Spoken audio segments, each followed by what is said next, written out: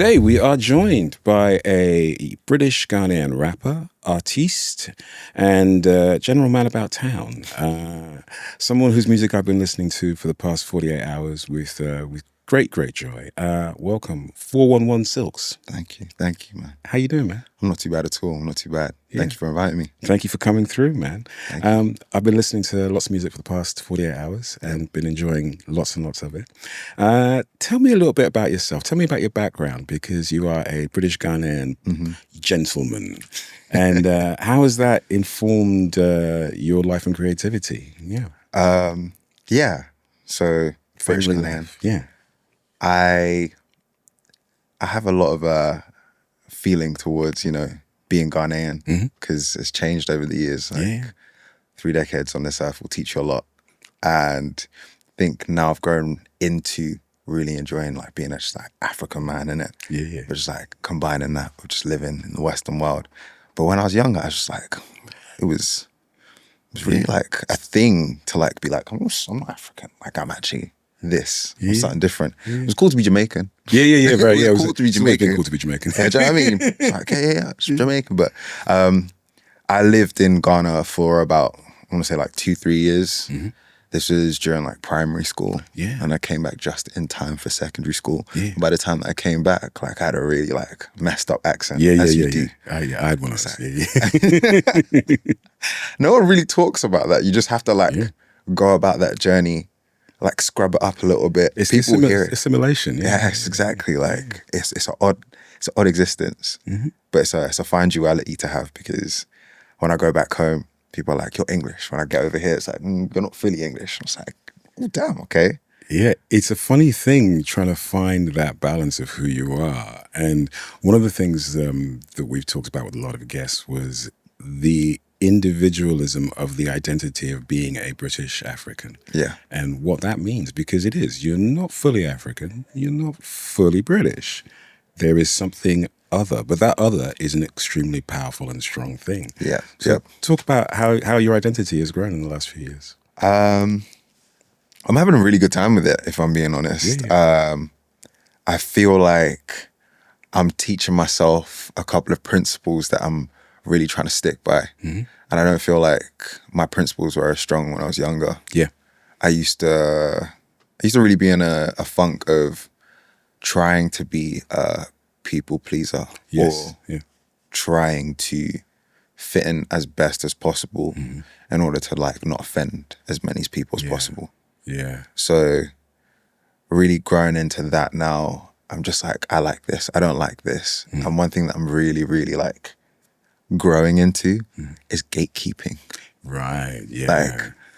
I know it's a really it's got a certain taboo to it, that word gatekeeping, but you actually need to gatekeep. Yeah. That's what I've realized recently. It's we've got to a point where everything is so oversaturated that it is actually a good thing to just circle back and keep it within house. Yeah. Because if you think of every genre now, there's a subgenre, and there's a subgenre of that subgenre. Yeah. But how do you make something as authentic as it can be?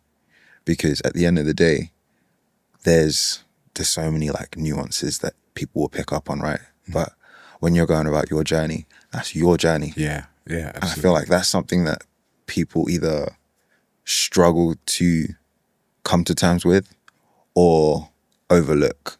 Yeah. It's this is your journey. Yeah. People can offer input and advice and whatnot, but your journey is your journey. Every decision that you make, every turn that you take, every person that you interact with, that's your journey. Yeah. So you have to be really solid about your decisions. Yeah. And authentic to yourself. Yeah, exactly. Yeah. So that's why I say about gatekeeping, because if you don't do that, then you allow all sorts of influences to come in. Yeah. And then you're not being authentic because your decision wasn't your decision. Yeah, of course. It came from somebody else. Yeah, the influence of others. There's so much of that in this wonderful world. So let's talk about music, man. Let's do it. I've listened to a lot of your music over the last few days, and there's been a journey. Yeah. So let's talk about the beginning. I know you were in a group called Indigo Palace. Yep. School friends. Yeah. School friends. School friends. And then that journey has moved on into your new project, which is Casa Polo Club. Yeah. So talk to me about the journey through that. Once again, you know, sometimes you don't know you're on the journey. Yeah. And then you reach a checkpoint and you go, wow. I've done that, and now I'm here. I feel like that's one of the biggest things in making art, as it were. I feel like the journey is it's just put to the side. Everyone's just like, yeah, just keep doing that. It's like, if you reach a checkpoint and you feel yourself like you've got this urge to just sit down and just take stock of what's going on, do it. Because I feel privileged, I feel honored, and I feel like extremely happy to have been on the journey that I've been on. Because it's introduced me to so many people that I'm like still friends with. Yeah, of course, yeah. And I find it bizarre sometimes when people are like, oh, what, you've known them for 10 years? And I'm like, 10 years is like a short amount of time, you know, a very short amount of time. But like you said school friends.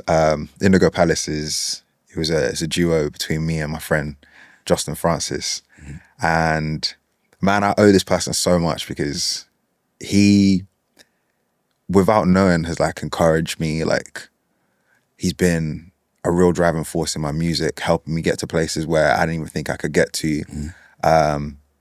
In certain ways, his belief in himself it acts as an energy or a life source for other people, because he's the one willing to take risks. Cool. He's my one friend where if I said, it's like, who would do this and not like have a second thought about it?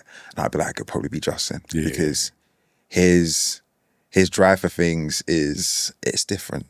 And I've always enjoyed working with him because failure is like, it's just a thing. It's just a thing.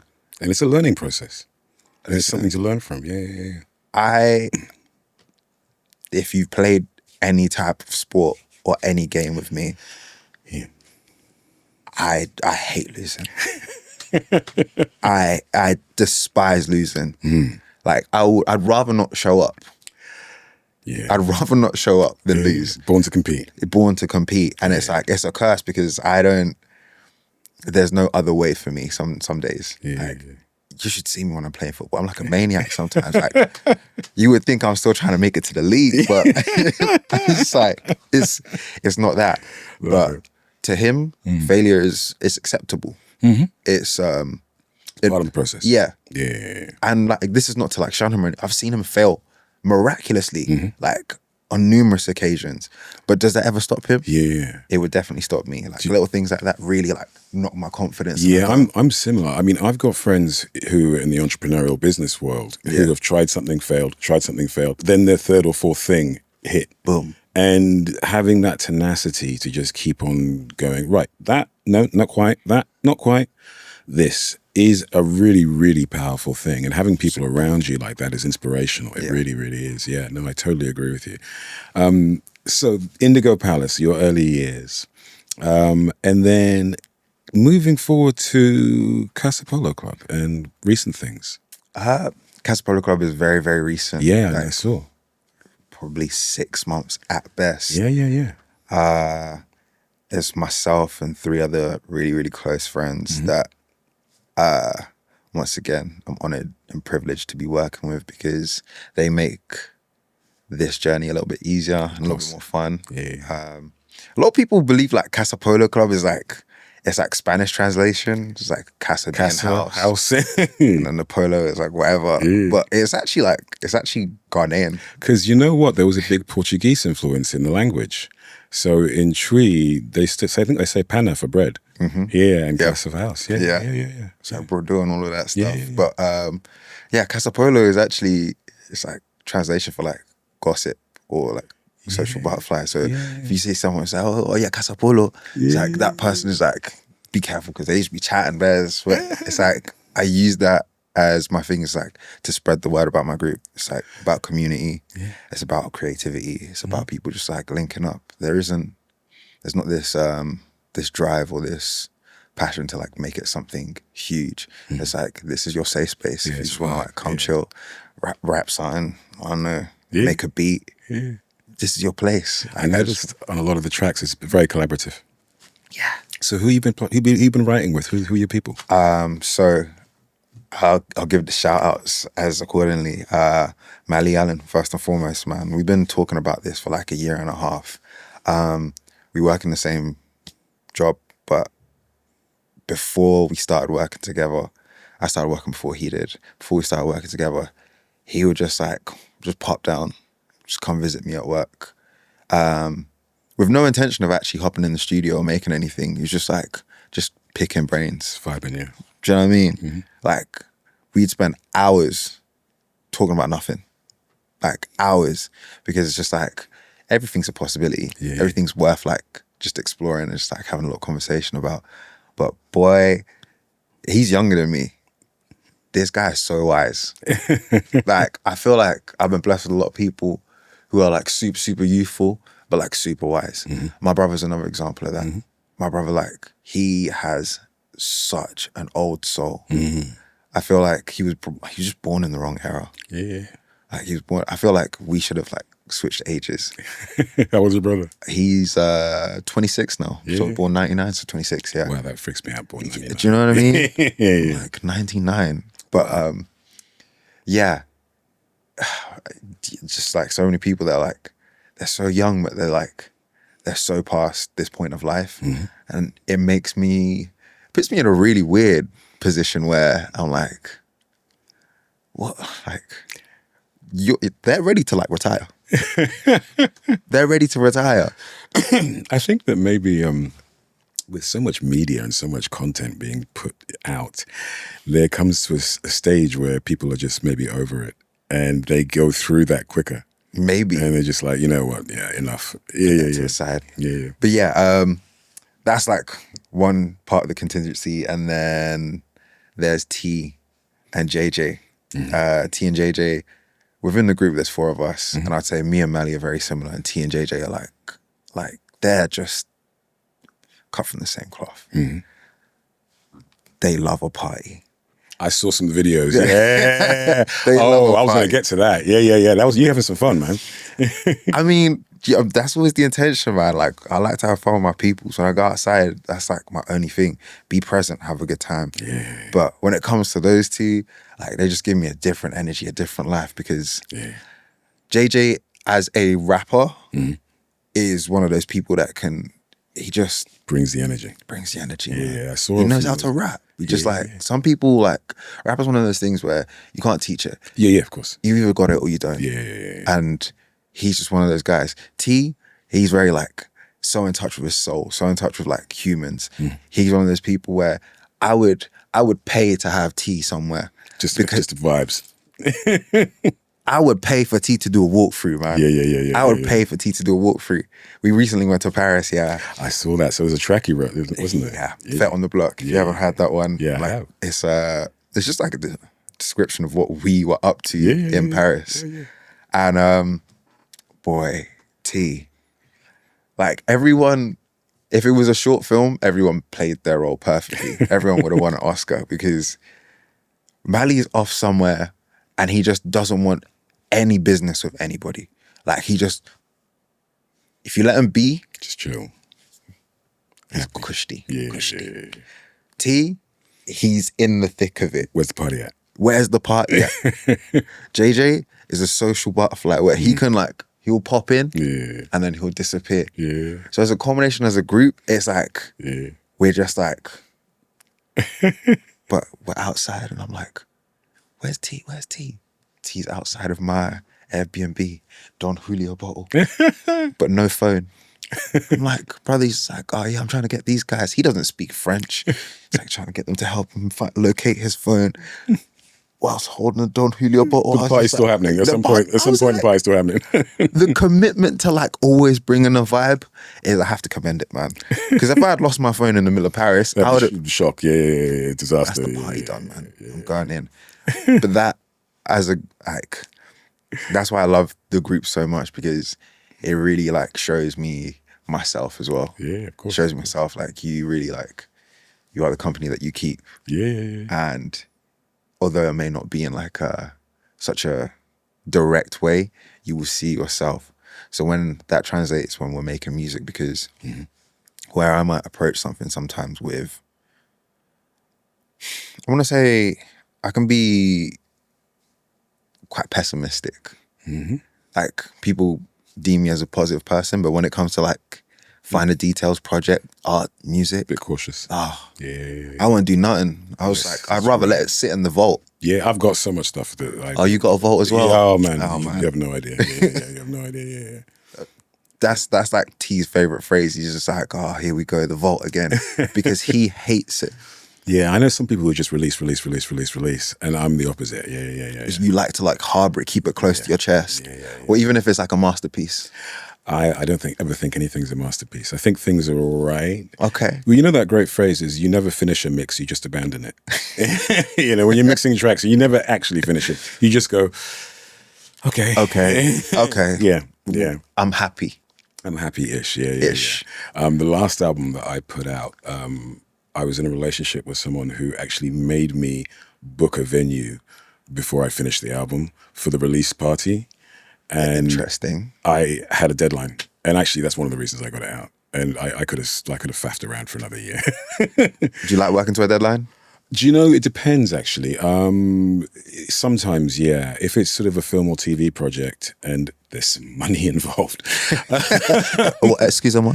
Money. Oh, okay. I do, because I will get on with it and get the job done. If it's personal creative work, I do like to just think. Yeah. And I like to create with people and just see what happens. But it is nice. I think it is a good idea to have some form of deadline, I think, because, I can procrastinate all day. You know what I mean? I can tweak and do this and do that all day. Why not? Why not? But why not is because you never end up releasing anything.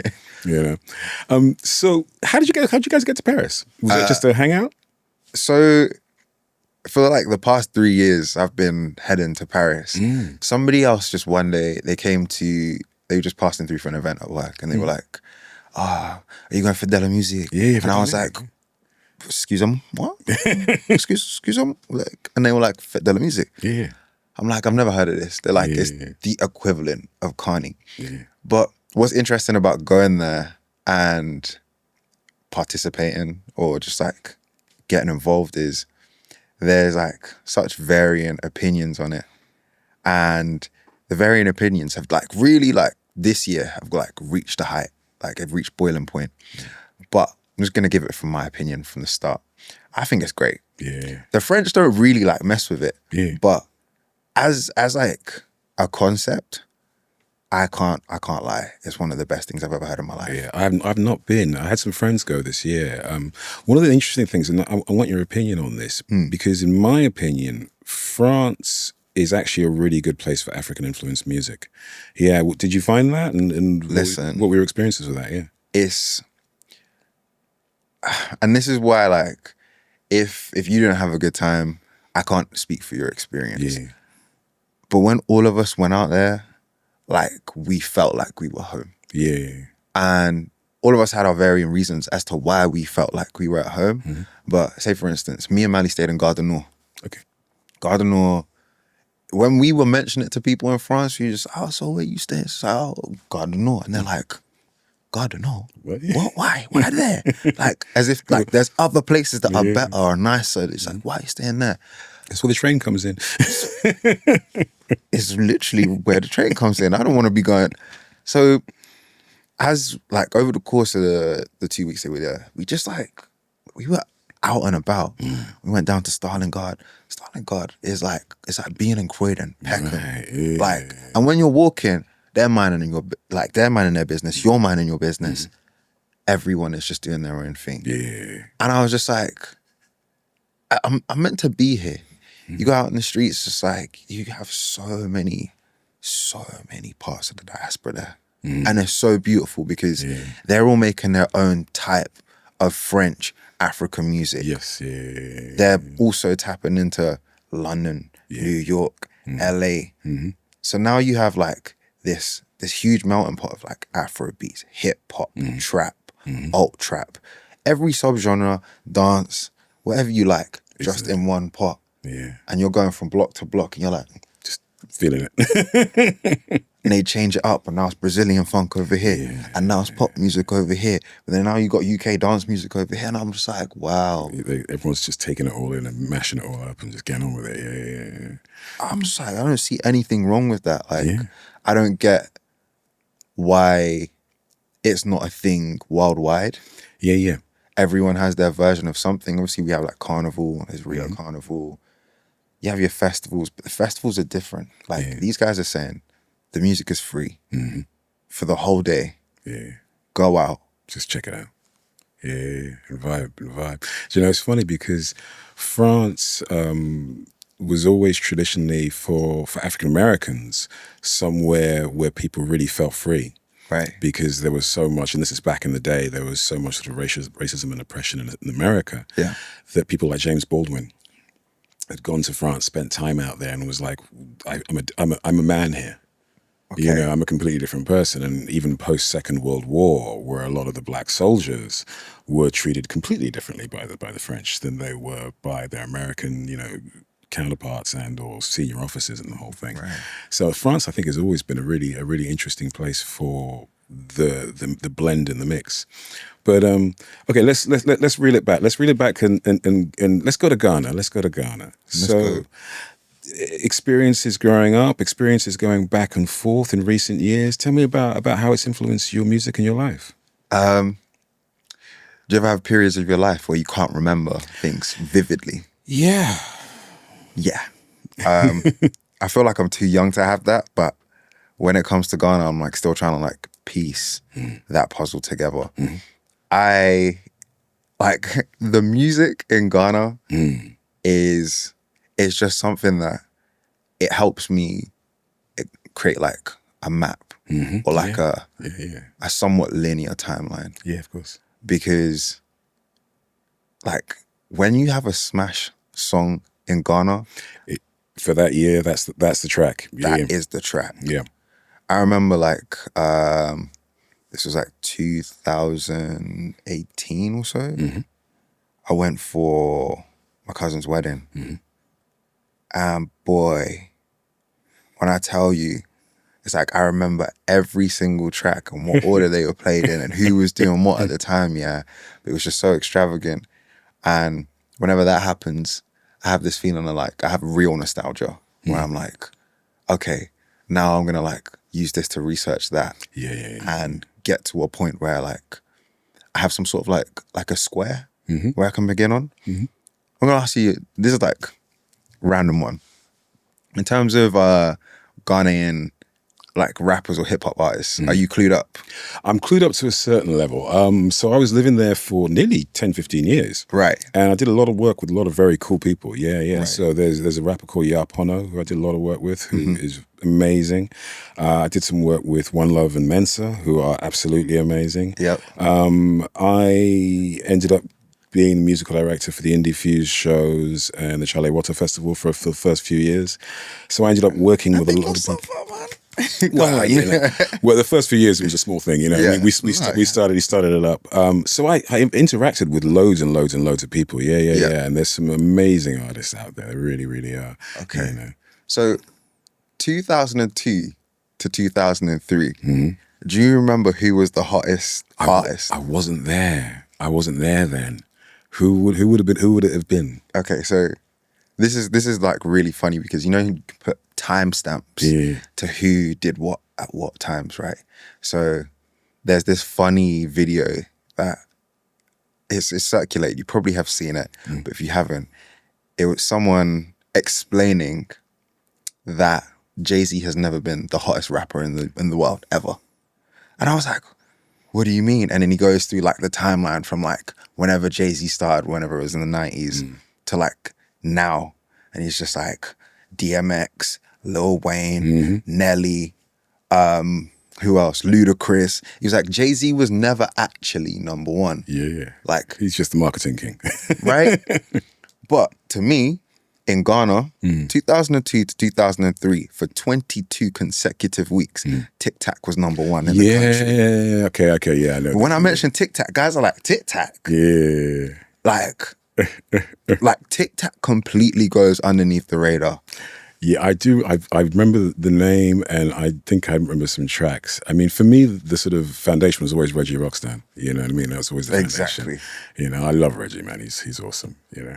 But I say this, and people like, they're like, and then you play the tune, and they're like, oh, okay. The same thing goes, and this is like a little bit different because to me, he's a superstar. He's a superstar. He's like, in my eyes, maybe like the Michael Jackson of high life. Okay. But Daddy Lumba, bro. Yeah, man. Yeah. Daddy Lumba is so slept on. Yeah. Totally. Yeah. Because from when I was younger up until now, like, just tune after tune after tune after tune, and high quality. Yeah. And hits. Yeah. Big output, really good quality stuff. Yeah. And it's those type of things where it's like within a certain time and space, this guy was the guy. Yeah. And then you get forgotten. Yeah. And then you have a resurgence because of TikTok or something. Yeah. And then all of a sudden now you're back in all of the parties and whatnot. But to me, when I was like, I don't know, 5 onwards, like there was no family function without a bit of that. Yeah. And that's what really got me into it, because I was just like, I was never going to get into Ghanaian music. I speak the language, but do I speak it that well? So you speak Tree? I can't speak Tree at all. Really? Well, my dad's away. So, but different source. Different source. But I mean, everybody speaks 3 languages there. But I was there for a long time, and I just couldn't quite get it. And you know why? There's so many words that are similar to other words. Right. And it's just, if you go up, it means this. If you go down, it means this. If you stay here. And it was scary to me because I didn't want to say the wrong thing because I know I'd get the inflection wrong. Risky business. Yeah. You can say the wrong thing. But you ever feel that way with, say for instance, like going to somewhere like France? I speak quite good French. You speak good French, yeah. I've always... So when you start speaking, they don't tell you just speak English. They allow you. It depends. I've always found with my French, my spoken is better than my comprehension.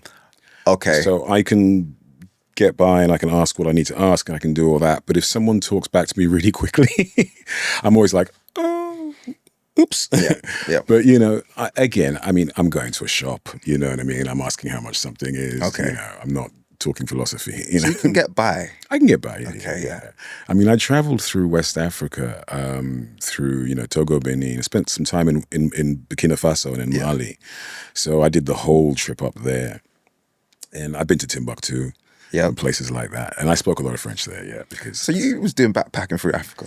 I did, It's funny, I did 2 major trips. So I went to Dogon country for one of my trips, which is in the middle of Mali, in the middle of nowhere. And it's one of the tribes that have a really rich history with astrology. And they discovered the Sirius B star like way before Europeans, and there's a great mythology as to where this information came from. There's an alien mythology behind the whole thing.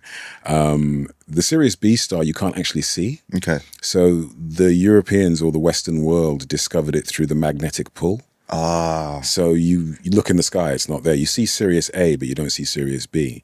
But the Dogon tribe knew about Sirius B like 200 years before the Europeans. They were like, oh yeah, there's 2 stars there. So the head of the curve, how did you know this? And they go back to their sort of creationist stories. And there's stories of, is it aliens? I don't know.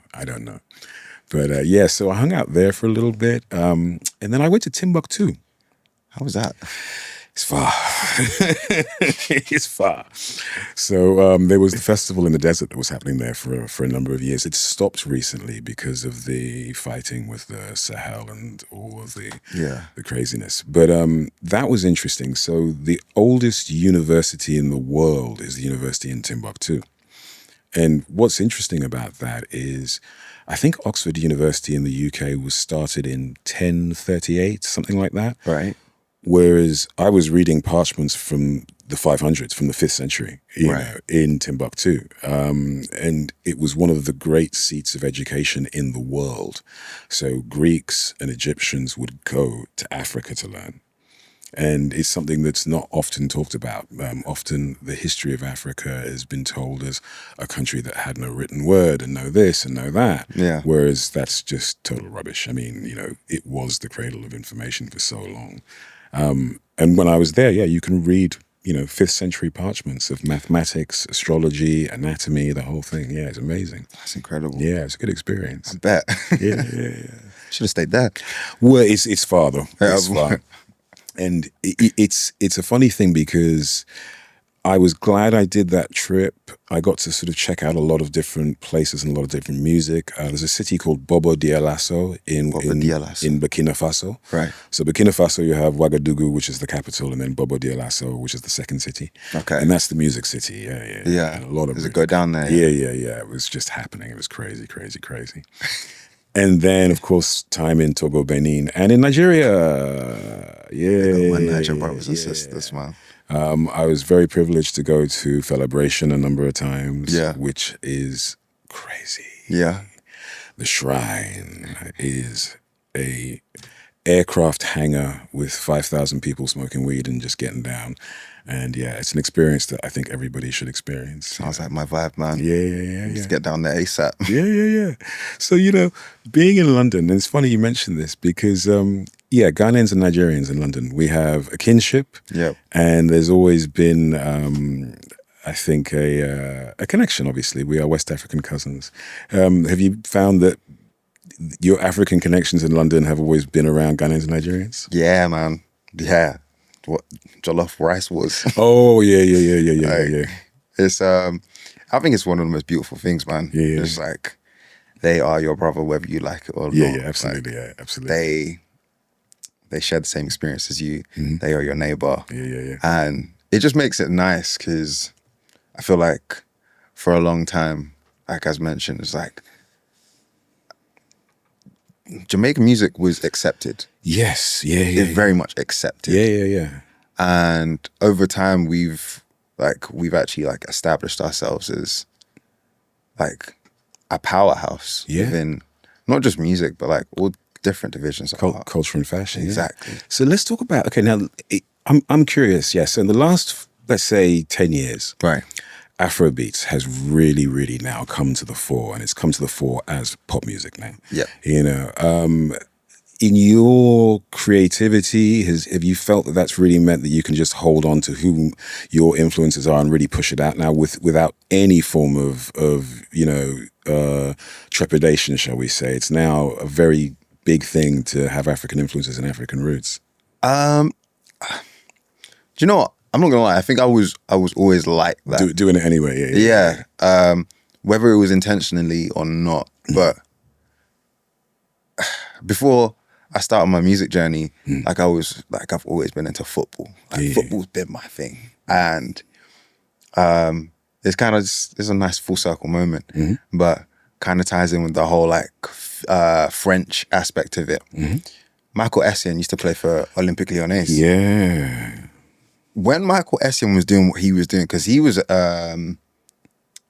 ended up being captain at the time just before he transferred to Chelsea. I didn't know that, yeah. But Essien was like my, Your hero guy, yeah. I was just like, this guy's incredible because the domination in the French league is PSG and PSG only. Maybe Marseille on the odd year. But when Michael Essien was in that team, they won something. They went somewhere. Yeah. So I was always kind of I just felt proud because I was just like, yeah, man, big baller from Ghana. That's our guy, yeah. Yeah, do you know what I mean? Yeah. So I've always just had a thing where it's like, I'm always going to rep where I'm from. And there's a whole duality to that where it's like, I'm repping the London version of me, or I'm repping the Ghanaian version of me. When I'm here, I'm like, what, South London? Yeah. And I'm in Ghana,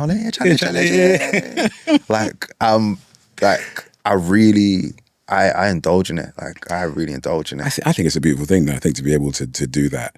Okay, so I was listening to some of your music, and there was this freestyle video. What was it called? Was it Unheard? Yeah, it was through Unreleased. Unreleased, that's it, Unreleased. Yeah. But Unheard were involved with promoting the song originally. But yeah, Yeah, yeah. that first track that you did, Yeah. that has the most amazing Ghanaian high life sample. Which you spotted out I there. spotted immediately. I was like, man, that's my jam. Yeah. Yeah, I was lucky enough the other day. I walked into a session that you were in. And you gone crazy on the guitar. I was like, okay, like, and do you know what? That's me like judging a book by its cover, because you've lived in Ghana and you listen to more high life music than I probably ever have. So I don't know why there was shock in my eyes when I saw you. I was like playing high life guitar. Trust me, I was like, yo. I was like, yeah, but yeah, I am so proud of that freestyle. Yeah. I'm not gonna lie to you. There's one thing though, and no one told me. My lips were so dry during that freestyle. I was rapping for so long, yeah. And I just remember that day, it was scorching. Yeah. It was scorching. It wasn't too long ago, was it? It wasn't too long ago. Yeah. It wasn't too long ago. Yeah. And obviously, it's like it's a big part of their theme, which I appreciate and I respect. But when they ask you, they always request that when you come to their parties, listening sessions, or even doing one of those freestyle sessions, rock some black in it, just to keep it like consistent, right? So it's like 28 plus that day. Hot. And I'm wearing like this black jacket. I'm wearing a black 5950. I'm trying to keep it like, but I was so hot, but my lips were dry. And I was just like, well, no one wanted to just say something. Anyway, that's besides the point. I have really, really, really like fond memories of that session. Yeah, I enjoyed watching it. It was really cool. I have really fond memories of that. The original session, whilst making that track, I was in the session with Bobby, my little brother Jack, and Proton. Proton was the one who found the sample. Right, yeah. Proton is much like Jocelyn, one of those friends in music that like I've known for so long. Like, I went to his college, but I didn't go to that college, if that makes sense. Okay. Like, I just wanted to be around the music, so I used to pull up. They had a tutor called J. Ralph. Their man loved J. Ralph. Like, that's their like, and I respect it. Yeah. So at such a young age, they had picked up a respect for somebody. I respected them. Yeah. Because I was so fresh in my journey, and I was so like I didn't know. I still don't know nothing about music. Like, I know nothing. There's the joy about music is, everybody has their roles to play within it. I think, I mean, look at recently Oasis reforming. I mean, those songs are so simple to play, but they've affected people in such an amazing, amazing way. Literally. And often the simplest music, it gets to the most amount of people, you know what I mean? And I don't listen to classical as much as I should. I don't listen to freeform jazz as much as I should. No. Those are the most accomplished musicians, but I do like pop music and I like, hip hop and I like this and I like that. And often it's the simplest music, which is the most common denominator for people. Right. And I think that's a beautiful thing, it's a beautiful thing. I mean, I always say to anyone who wants to learn how to play guitar, I say, go and buy the Bob Marley songbook and the Beatles songbook. Okay. Because you got your sort of soul and reggae, and you got your sort of songwriting and all that, or both songwriting. I mean, but they're simple to play. You know all the songs. Yep. It's easy to play. And it's just about learning how to play the chords and the rhythm. And everybody knows how to play No Woman, No Cry. You know what I mean? Everybody knows that song. That's easy. And yeah, there's something about the simplicity of music that can connect to everybody, to absolutely everybody. Do you know they say that Bob Marley is the three most recognizable people in the world? I don't know if this is true, someone on the internet's going to roast me, but like 10 years ago, it was Jesus, Bob Marley, and David Beckham. I believe that. The most recognizable people on the planet. Yes. And this is from like 10 years ago. And you could go to the middle of nowhere and, there's a Bob Marley poster somewhere and, a poster of David Beckham. There's certain people that really like set a blueprint in life. Yeah. And like, how can you mistake Bob Marley for anyone? This is it. Yeah. Like, I actually like, it's not easy. And his music has resonated with people from all backgrounds. I mean, you could go to the middle of Asia and you'll see a Bob Marley poster somewhere. Do you know what I mean? And that music will be playing. Do you know what someone always said to me? They said, the best way to tell someone's character is from their silhouette. Right. Interesting. And I just, at the time, I didn't get it. It was just like, if you ever think about the most like iconic people, Yeah. they have a silhouette. It's the Michael Jordan. That's you're right. That's so true, isn't it? Yeah. Every person has something. It's like even Michael Jackson, Michael Jordan, Cristiano Ronaldo. Like everyone has a stance or a maneuver or something that they do that makes them stand out. And you go, so true. It's so true. I'm thinking like Jude Bellingham. He's got his thing going exactly. on now. Yeah. Exactly. It's so true, man. I never thought about that. Yeah. It's really special, man. It's special. Even I was watching the trailer for the new Bruce Springsteen movie. He's got his Right. thing. Yeah. You're right. And you know, this is what's so beautiful about music. Bruce Springsteen is like someone's life. Yeah. So like someone's actual life. So when you ask me a question, it's like, does like being Ghanaian, like have you used that more now? Have you like tried to like lean into it more? I'm like, nah, because naturally, like it's always been there. It's like whether you like it or not. Yeah. Whether you like it or not, it's like you are Ghanaian, you are Nigerian, you are from Cote d'Ivoire. It's like there's certain things and certain sounds that will just happen in life, and they will trigger something. Like the hairs on your hands will stand up, or it's just like you might just freeze in time. You might just like you cannot get rid of it. Yeah. Like not that anyone should want to, but I'm just saying like that rhythm's always there. It's always there. It's funny because my family. So my mum's American. My dad's Ghanaian. Yeah. So I've always had the American side of things as well, sort of the soul and the jazz things. But when I lived in Ghana till I was 7, in between Ghana and Nigeria, and then we came to the UK. Did you get sent there? No. We lived there. No, we lived there. Yeah. Okay. I had another conversation with someone recently. I'm glad you brought that up because did you read the story recently in the papers? Which one? So a British-Ghanaian boy, I think he was getting into some trouble in the UK, so his parents sent him back to Ghana, and they told him he was going on a holiday, and then his grandmother put him in school there. Yep. And he went to court, and he sued his parents for sending him to Ghana, and I think I read about it yesterday. I think the court he won the case or something. He won the case. Yeah, and he, I think, might be coming back to the UK. And then, interestingly enough, a friend of mine, Mark Wilberforce, you know Mark, he's a journalist with the BBC, does a lot of music stuff. He actually wrote an article in the BBC about how his parents sent him back to Ghana when he was like a teenager and getting up to no good. And it was the best thing for him. And he sort of countered it. Yeah, it's very interesting, interesting. Honestly, one of the best things for you if you do get sent. Yeah. A lot of people that I've heard that story where they're 13 to 14, 15, maybe getting up to no good in the hood, and their parents go, you need to get some discipline and they all come back and it's like, yeah, it's the best thing for me. Yeah. I know it's probably changed now. They probably got rid of corporal punishment, right? No, I doubt it. Maybe. I'm just like, it was like, I was so shocked. I was just like, you're allowed to hit me? Oh yeah. Get that ruler out.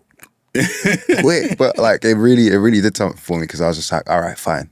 Like, so how old were you when you were there, and then did you come back and go back and forth a little bit? So I used my school years as my timeline because if you like anytime anyone asks me the age, I'm like, I don't know. Yeah. But I remember I came back like at the start of year 5 in it.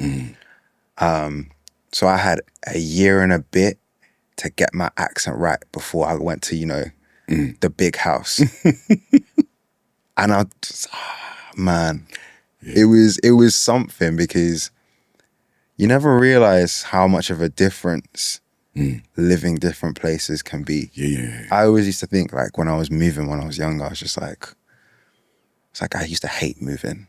Like moving to me was like a chore. It's like you have to get up all your stuff, find new friends, be in a different area, all of that jazz. I used to like really dislike it. And even now at this age, I'm not a big fan of it. I always find myself like a bird just flying back to South somehow. But when I went to Ghana, the one thing I remember was you had places to be, but the regime wasn't as strict. Right. And then I don't know what that feeling was because you're going to school, but you don't feel like you're going to school. ever since I've been back here and I travel back and forth to Ghana, that pace of life really becomes more and more obvious to me. Yeah. So everything just slows down a little bit. It slows down a little bit. I remember when I first moved back, the first couple of months I was trying to get shit done and I was doing this. Yeah. And I equated it to running in jello.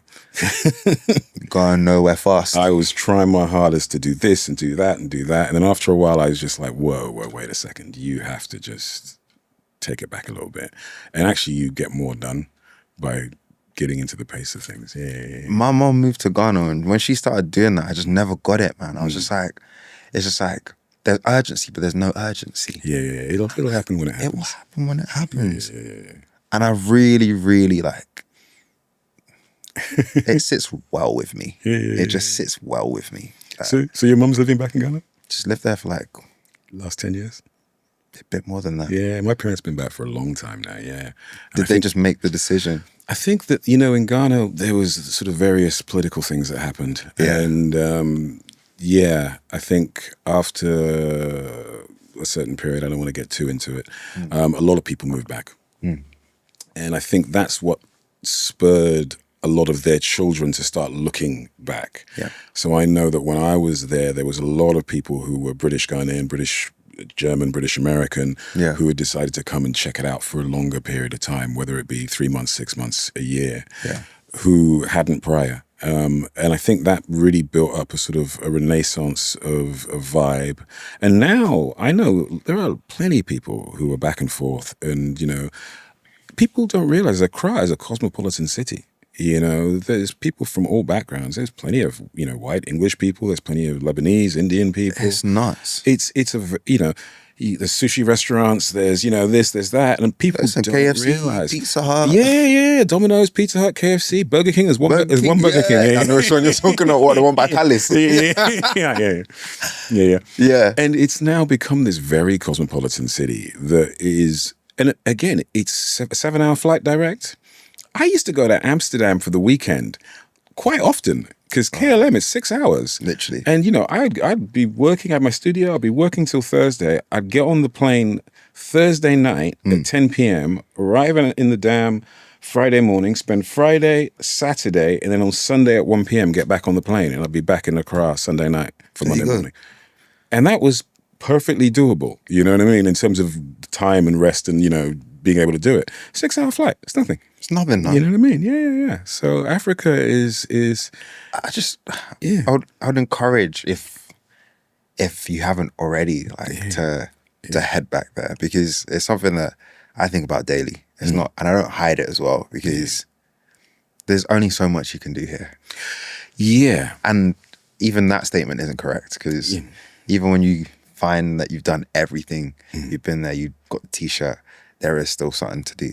But in terms of a place where I feel is still untapped, a hidden gem, has mad potential, incredible resources, incredible people, matched with incredible art. I just feel like it's an opportunity that is like screaming out for just some TLC. I mean, I think now, remember back in the day, that fashion t-shirt, London, Paris, New York. Yeah. Now London, Paris, New York, Accra. If I see you there for Dirty December, then you have to have Accra there. Because it's now become one of those places. And culturally now, musically. And, I always say that our sports people and our musicians have always been the ambassadors that have become internationally known. You talk about SEN. Man, I've never seen, I can like out my dad now. My dad always used to support Liverpool because of John Barnes. Oh, yeah. And then I remember one day I saw him in a blue tracksuit. I was like, what's going on? Your dad did the same thing as well. He switched to Chelsea. Your dad did the same thing as well. Your dad.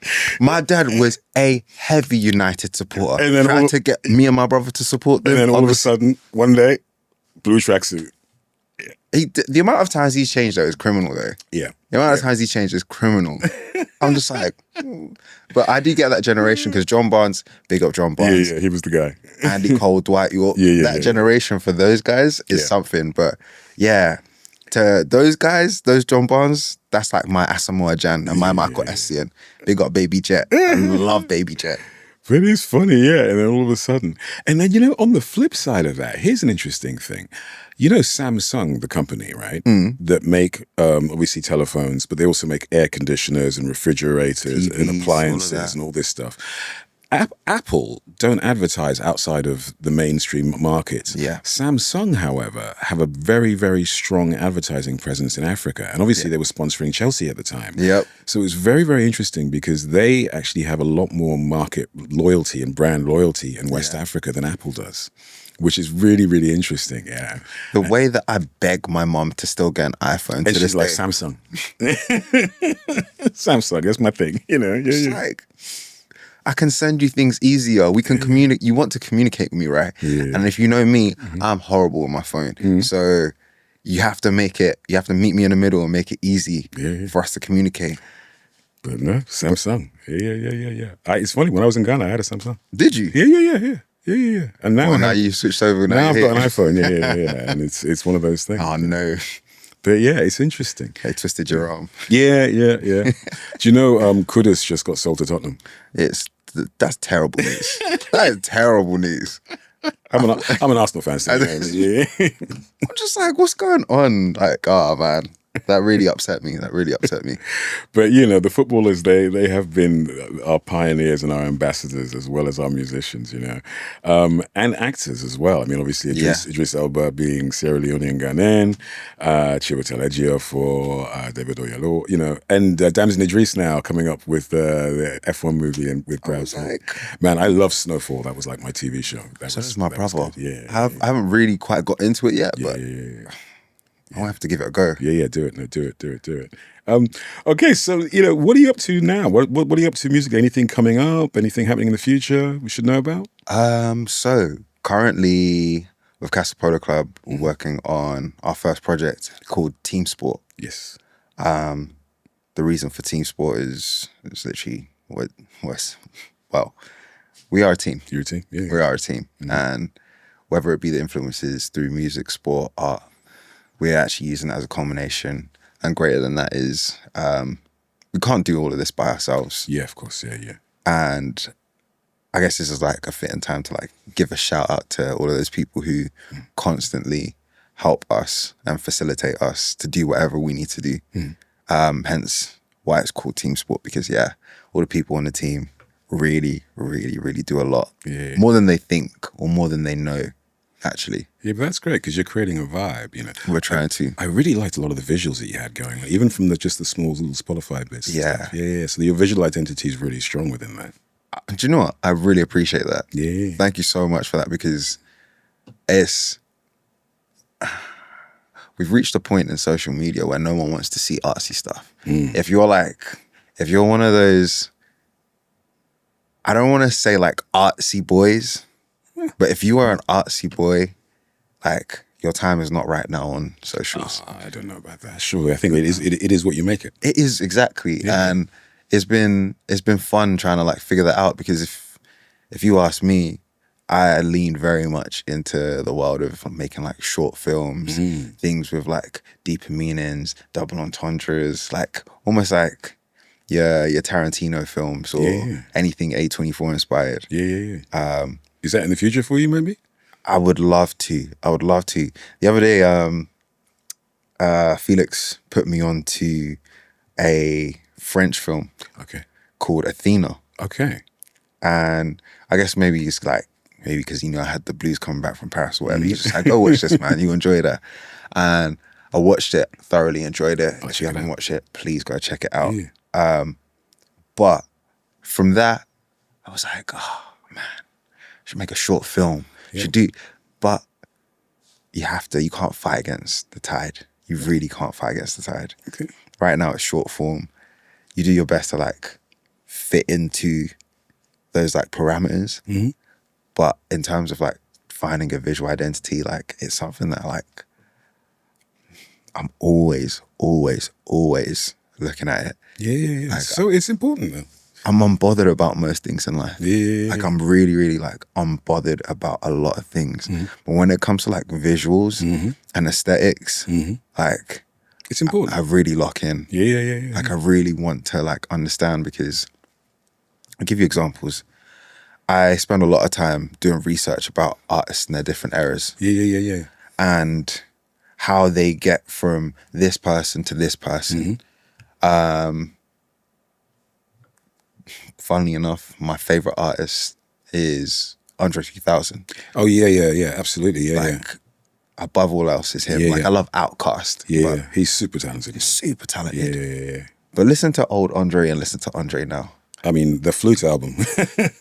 Yeah, that's pure. That's pure artistry. That's pure artistry. I'm just, and I still listen to like Ain't No Thing, where I'm listening to Andre 3000 talking about pulling out all types of guns and weapons and doing robberies and like doing heinous things, right? Yeah. But making it sound poetic and stylish and whatnot. You see his progression, the different outfits he's worn, the stage production, the value of his raps, his features. Like, 100,000's feature period is one of the greatest feature periods ever. Like, the feature he gave to Drake, the feature he gave to Silk Money, the feature he gave, like, he's given so many features, where it's just like, where did you find the time to do that? I didn't even know that you was in like this section of music. And even so much so to see a man who is like, they love music so much. He said, what Future makes the most inspirational hater music. And I'm like, you have to really be involved in music and understand your surroundings to really tap into somebody else who really doesn't make the same music as you and be like, oh yeah, I appreciate this. I have a deep affection for Outkast. I have a deep affection for Andre 3000 because, put the music aside, He's a character. Yeah. boy. It's interesting because I look at Pharrell's journey as well. Yeah, very similar. Very similar. And now, obviously, creative director at Louis Vuitton, and he has become such an influential person worldwide in terms of fashion, and obviously it's always been music, but now fashion, and he's a really powerful person in the world of fashion now. He really, really is. It's good to see, man. Amazing trajectory. I can't say that word for some reason. That's a hard word, trajectory. But that's, and do you know what? That's another thing where, rest in peace to Virgil Abloh. Yeah, of course. He's someone where I'm like, whether or not you like his stuff or not. He was like is polymath the right word? He was an amazingly creative person in so many different disciplines. Yeah. It's just, he was an enigma. And it's like you said, those disciplines, really, he stood out in those disciplines. But he's also someone where I was just like, and I think especially for at the time that it happened, I really, really was just like, wow, okay, we really do have like Ghanaian creatives that are making it elsewhere. Yeah, absolutely. Yeah, absolutely. We're on the map now. Oh yeah. There's no shadow of a doubt. Absolutely. Yeah. It's amazing. Yeah, it's amazing. So when you look at Pharrell's journey, it's just like, unfortunately, he's not making music anymore. yeah, exactly. But at the same time, you look at that and I go, well, would Pharrell really have had the scope or the room to be the director of Louis Vuitton if he hadn't lived that life? Yeah. Like, have been exposed to the world of music and fashion at that level, you know, and then have the confidence to know that his style means something and can take it to a next level. Yeah. And that's not to me. I'm just putting this one out there, right? That's not me saying that every single one of his collections have been great. Some of them have not been great. But that's besides the point. The thing being, it's just like, now we've got, like, I don't think people realize, Louis Vuitton is huge. Like, it's huge, to have two black designers. Yeah. The most sort of classic of classic French houses. Yeah. And I would, some people may even argue this has been their best period ever. I think probably financially it probably has. Right? Yeah, because they've created, I think, what I would like to call as a new pop art. Exactly. That's perfect. Yeah. It's like a new sort of era, that sort of Warhol era in the 80s in New York. That's what's happening, I think, now. And it's a new pop art. Yeah. So like 2 years ago when I went to Fete de la Musique, that was his first year as director of Louis Vuitton. And he did that massive show and you could feel it in the air. Yeah, something because it was just bubbling, because there was one day And I think it was after his actual show, he popped out at the Loewe show. And I was with my friend, we was just grabbing a coffee. All of a sudden, the street got locked off. It's like, what's going on? What's going on? What else going on? Brother, I'm like, I find it beautiful that we are now able to take what we do everywhere. Yeah. Like everywhere. We have claimed a big portion of what is the greatest thing this life has ever given us. Like we claim a huge part of the art section. And whether people like it or not, it runs through us. Yeah. It now runs through us. Yeah. And I think there's been many occasions where people have tried to take that power away or tried to like diminish our light. Yeah. And you can't, but the great thing about, culture and identity is that the mainstream follows the trends of the masses. I mean, we all know, there's always someone who goes around doing street fashion. Yeah. Just taking photos of kids in like New York or in South London. You know what I mean? And what's this 18-year-old young funky person wearing? Then all of a sudden you see it on the catwalks a year later. Exactly. And you can never deny that. That is something that I think is always going to be in perpetual forward motion. Yeah. And the youth will always run that shit. I mean, fashion is, and music, it's always youth-led. They say there's a plateau where you reach a certain age and it's like mid to late 30s where you kind of listen to the music that you listen to and you buy the pair of jeans that you're going to buy. You kind of know your thing, you know what I mean? And most people get their comfort zone, and that's their comfort zone. And if you're into 90s hip-hop, that's what you're into. That's still going to stay there, right? You're going to kind of be into your thing. And then, the youth will come through and all of a sudden it's a whole different thing, I mean, how many years back skinny jeans became a thing. You find these sort of hard hip hop guys all wearing skinny jeans and you'd be like, you wouldn't have been seen dead exactly 10 years prior, you know what I mean? It's like, really? But it was a thing for 10 years. You see how I was talking about errors? Yeah. Lil Wayne, when he was a hot boy, his jeans were so baggy. When he got to Rockstar Lil Wayne era, skinny jeans. Skinny jeans. I said, what? I'm glad it's all gone baggy again because I'm more comfortable in the baggy. I'm like, I got like loads of pairs of these. I got like every color in these. It's a must. Yeah. Keep me comfy. I've got places to go to. You know what I mean? Yeah. As the weather gets hot. Cool, man. I mean, I thank you so much for coming down, man. Thank you for having me, man. This has been a lovely conversation, and it's been so nice to connect properly and to learn more about what you're up to. Yeah. I really look forward to hearing the Casa Polo stuff. Thank you. And I look forward to seeing some of the videos and the visuals. Yeah. So please keep me informed. I will do. Everything's a work in progress, but thank you so much, man. And I hope it all goes well, man. Appreciate you. Thank you so much. Nice. Appreciate you.